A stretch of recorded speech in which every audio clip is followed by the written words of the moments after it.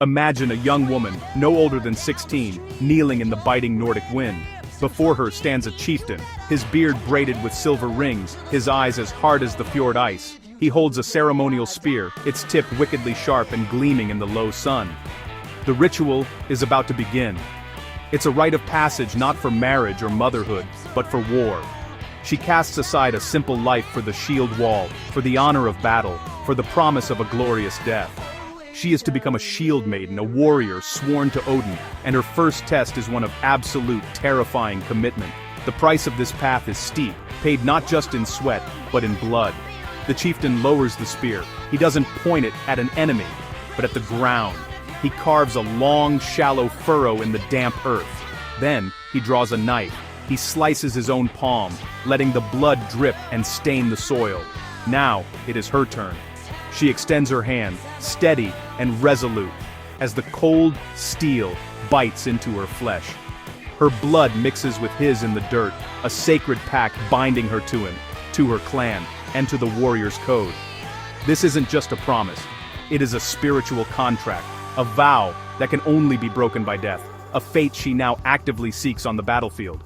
This ceremony, known as the Fostbredralag or Blood Brotherhood, was not just for men. For a woman to enter the masculine world of warfare, she had to prove her devotion was equal to, if not greater than, any man's. She had to demonstrate that her loyalty was absolute and that she was willing to make the ultimate sacrifice. This ritual was her first step. It declared to the gods and her kin that her life was no longer entirely her own. It now belonged to the shield, the spear, and the fated path of the warrior, a journey that would demand everything from her and offer only one of two rewards: victory or Valhalla. The blood oath was just the beginning. It was a gateway to a series of trials, each more demanding than the last. These rituals were designed to strip away fear, doubt, and earthly attachment. They forged a new identity, transforming a farmer's daughter or a jarl's niece into a hardened killer, a sister of the raven and the wolf. We often think of shield maidens as a romantic fantasy, a myth born from epic poems. But the truth is far darker, more brutal, and etched in the very bones of the Viking Age. The path of the shield maiden was paved with deadly rituals, and we are about to walk it, into that world. For centuries the shield maiden was dismissed as pure fiction. Historians looked at the sagas, the epic tales of Norse heroes and gods, and saw only literary characters. Hervor from the Hervarar saga, a warrior who claimed a cursed sword from her father's burial mound. Lagertha, the fierce wife of the legendary Ragnar Lothbrok. These stories were thrilling, filled with battles and bravado, but they were seen as just that, stories. The idea of women fighting alongside men in brutal, close-quarters combat seemed too far-fetched. The academic world was content to leave these women in the realm of myth. But then, we started digging. In 1878, archaeologists in Birka, Sweden, excavated a magnificent Viking warrior grave. Inside, they found the skeleton of a high-ranking officer, buried with a full arsenal of weapons: a sword, an axe, 2 spears, armor-piercing arrows, 2 shields. The warrior was even buried with 2 horses. For over a century, this grave, known as BJ 581, was held up as the quintessential example of a powerful male Viking commander. There was just one problem. In 2017, a team of scientists decided to test the bones. They ran a DNA analysis on the skeleton from the famous Birka grave. The results sent shockwaves through the historical community. The celebrated Viking commander was biologically female. This wasn't a character in a saga. This was a real woman, a military leader, buried with all the honors of her rank.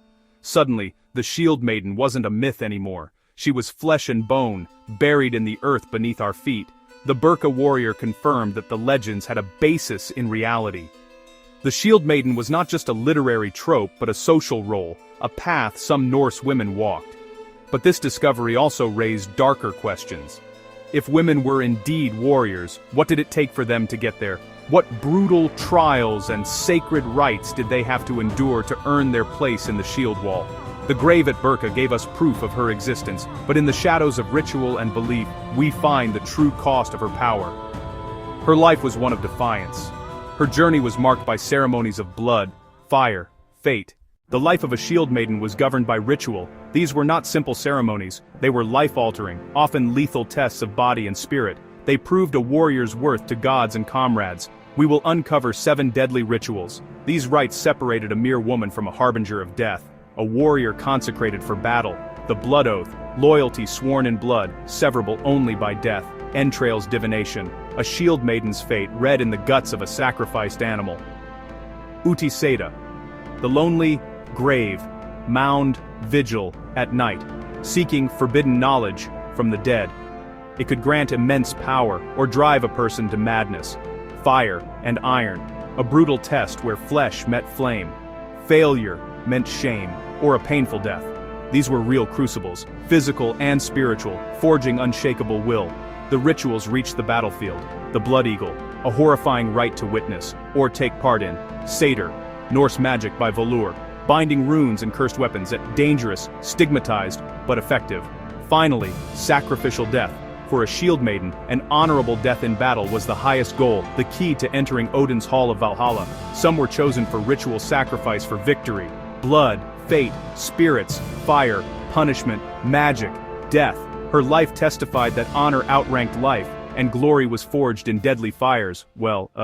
To understand the shield maiden, you must first understand her world. The Viking Age was not a gentle time. It was a period defined by harsh landscapes and even harsher realities. Life in Scandinavia was a constant struggle against the elements, the biting cold, the long, dark winters, and the unforgiving sea. This environment bred a people who were tough, resourceful, pragmatic.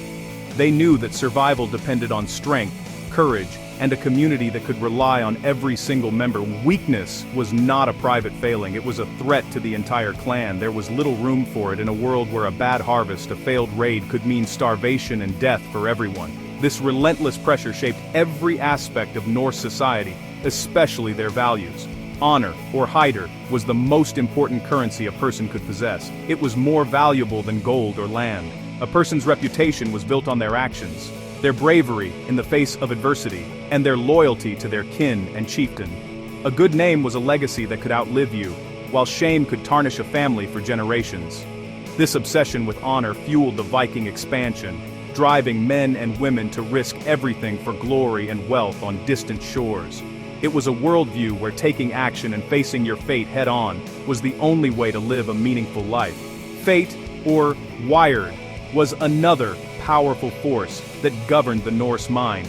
They believed the course of every life, from birth to death, was preordained, spun by the 3 cosmic weavers known as the Norns. But this wasn't a passive belief in destiny. The Vikings didn't simply sit back and wait for their fate to unfold. Instead, they believed that the true measure of a person was how they confronted their destiny. To die bravely in battle was to meet your fate with courage, securing your honor and a place in the afterlife. This mindset created a culture where risk-taking was not just common, it was celebrated as a virtue. It was a world perfectly suited for the emergence of a warrior woman. It was in this crucible of ice, iron, and unyielding belief that the shield maiden was forged. She was a product of a society that valued strength over gender and action over passivity. A woman who could wield a sword and hold a shield was an asset to her family and her chieftain. In a raid, she was one more arm to defend the homestead. On a voyage, she was one more warrior to fill the ranks. Her existence was not a rebellion against her culture but a powerful expression of its core values: honor, loyalty, and a fearless acceptance of a predetermined and likely violent fate. This was the world that demanded her creation. In Norse society, a woman's power was traditionally centered on the household. She was the mistress of the longhouse. She was the keeper of the keys. She was the manager of the family's resources. This was not a subservient role. The matriarch of a powerful family held immense authority. She oversaw the farm, she managed supplies, she directed servants, and preserved the family's wealth and social standing.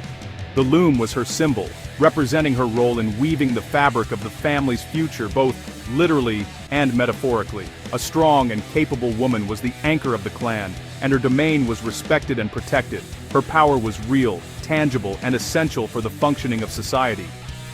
However, the line between the domestic sphere and the world of men was not as rigid as we might imagine. The keys hanging from a woman's belt signified her authority over the home, but they were also made of iron, the same material as the sword. This symbolic connection hints at a deeper truth.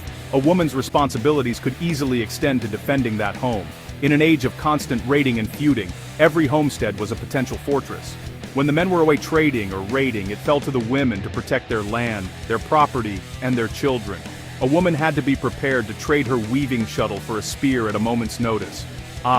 This dual role is reflected in Norse mythology and law. The poetic Edda speaks of goddesses like Freya, who is a deity of love and beauty, but also a fearsome warrior who claims half of the slain in battle for her hall, Folkvanger.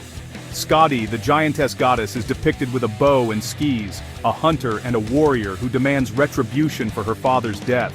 Ancient law codes like the Gragas from Iceland even included provisions that allowed a woman to divorce her husband if he shamed her, and in some cases, to take up arms to avenge the slaying of a close relative. The culture contained the blueprint for a woman to step outside her traditional role when circumstances demanded it. Therefore, the Shield Maiden was not necessarily a woman who rejected the loom for the sword entirely. For many, she was likely a woman who mastered both. She could manage a farm and command a shield wall. She understood the value of a well-stocked larder and the tactical advantage of a well-placed ambush. This duality made her formidable. She wasn't just fighting for abstract honor or a chieftain's ambition. She was fighting for her home, her family, and the world she herself managed.